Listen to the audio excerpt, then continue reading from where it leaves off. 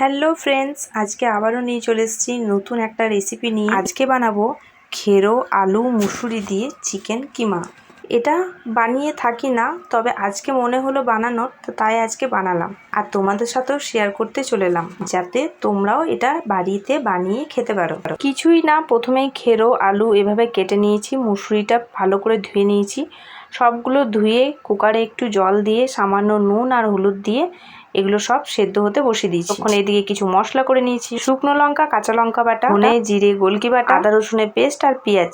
প্রথমে কড়াইয়ে কিছুটা তেল দিয়ে পাঁচফোড়ন দিয়ে পেঁয়াজটা ভালো করে লাল লাল করে ভেজে নিয়েছি। পেঁয়াজের কালারটা সামান্য চেঞ্জ হয়ে এলে দিয়ে দেবো চিকেন কিমাগুলো। তারপর এগুলো খুব ভালো করে নেড়ে চেড়ে নুন হলুদ দিয়ে লাল লাল করে ভেজে নিতে হবে। যখন ভাজা কমপ্লিট হয়ে যাবে তখন যে মশলাটা করে রেখেছিলাম সেই মশলাটাও এটার মধ্যে দিয়ে দিতে হবে।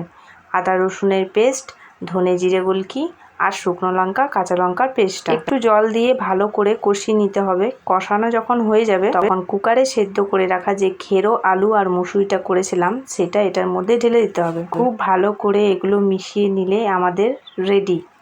এটা এত টেস্টি হয়েছিল খেতে, তোমরা একবার বাড়িতে বানিও আর কেমন হয়েছে অবশ্যই আমাকে কমেন্ট করে জানাবে। আজকে বাড়িতে আমি এই রেসিপিটা বানিয়েছি, সবার খেয়ে কিন্তু খুব ভালো লেগেছে আর সবাই খুব প্রশংসাও করেছে।